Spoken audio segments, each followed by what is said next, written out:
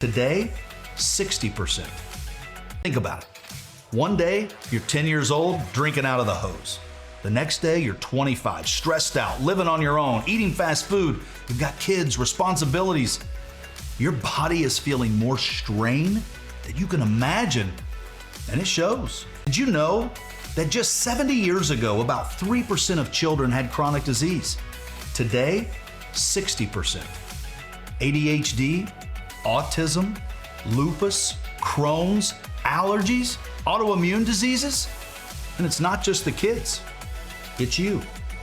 You're not just tired, you're toxic. Your immune system, it's trying to fight back, but it's losing the battle.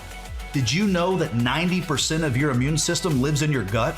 And every single day, it's under attack. Toxins, parasites, plastics, chemicals you didn't even know you were breathing or touching or swallowing. If you don't detox, you decay.